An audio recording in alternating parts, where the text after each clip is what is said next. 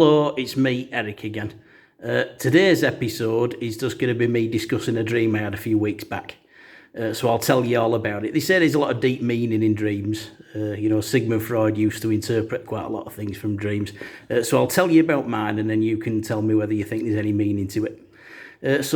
I'll start the story then. I'll show you a quick picture of an old English sheepdog just to start things off. You'll see why in a minute, because a lot of people don't know what an old English sheepdog is. So I'll show you a picture of it now and then you won't be wondering later on when I start the story. Yeah, that was an old English sheepdog. You'll need that. I woke up in this old country cottage. It had like a thatch roof, bright white cottage out in the middle of the fields, all flowers everywhere. It was summertime, blue skies, all that routine. So I woke up, got out of bed. I was dressed like Magnum PI. I had like an Hawaiian shirt on and a pair of Bermuda shorts with a pair of flip-flops. I often dress like that, so nothing unusual there.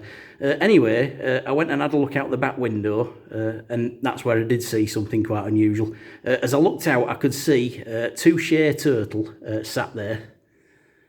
He was sat there like having a cold drink with ice cubes, and he was drinking it with a straw, and next to him on the other deck chair you had Dum Dum. If you've ever seen that cartoon, you'll know what I'm on about. But just as I'm watching him, behind him, there was like this old English sheepdog, and he started breakdancing. He had like a pipe in his mouth and a pair of tartan slippers. Now, even though I was dreaming, I could tell this was a bit unusual. That was a little bit odd. I'll move on from there. I opened my front door, and in front of me, you just had a postman, and he was bouncing up and down on a space hopper. He went, "Morning, Eric." But what was unusual, he had his satchel with the letters in and a posties hat, but he wasn't wearing anything else. He was stark naked. That was a bit unusual. I just decided to, that seemed normal while I'm dreaming, so I just shut my front door and I went for a little bit of a walk. I'm walking up the country lane there, and I came to this other little cottage on my right hand side, and as I looked over the little white picket fence, you had all these gnomes. They were pulling moonies, rude hand gestures, give me, fingers stuck up, all that routine. Little angry faces on, they look fierce. Little pointy hats sat on toadstools, all that routine. But I'm stood there watching them, and all of a sudden, the door burst open. And in the doorway, I could see like these little 2-foot creatures. They had huge, bent, long noses and big, massive lips, and they had like teeth with big gaps in. And as I'm watching them, they're looking me up and down, and all of a sudden, they start licking the lips. And what made this worse is we all had like little white bibs on, and they had knives and forks, so I didn't hang around. I just panicked. I thought, these buggers are after eating me. So I just started running as fast as I could up the country lane. So I was sprinting up this lane with these things running behind me, shouting, "Ugga bugga," like that. So I sprinted up the road, and then I came to like a little hedge, a little hedgerow. So I burst through it, and all of a sudden I was in this like back garden. And you had this sheet blowing about in the wind, someone had the washing out. And as the sheet blew up, I looked down and I could see these dirty old hobnail brown boots. And as it blew up a little higher, I could see whoever it was wearing like a yellow skirt with little floral flowers on, like little pink flowers. But then the sheet blew up even more, and you'll never guess who it was.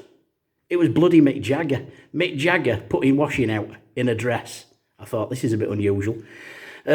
And just as I'm about to walk up to him, these creatures burst in behind me, waving their knives and forks about. I thought, things are looking grim. So I walked over to Mick. I said, "Look, Mick, I really need your help here. These things are going to bloody eat me. You best help me here." So Mick Jagger said, "Oh, listen, man, don't worry, man. I can sort that out. Yeah, just blow your top lip, man." Yeah. I was like, "What? You like my impression?" I thought I was rather good. I convinced myself there. That does sound like Mick Jagger to me. He said, "Blow your top lip, man." So I thought, right, well, I wouldn't usually do this, but if Mick tells me to do it, I'll do it. So I just started blowing my top lip. Anyway, I took off. I started flying through the air. Mick was waving at me, and these little things, you could tell these little things were angry because they thought, lunch was served. They weren't impressed. So they'd wave in their fists, and you can see they were angry. So I just flew off. Weird thing was, I woke up and I was still blowing my top lip like I could fly. For about 5 minutes, I thought it was like real life. Yeah, very odd.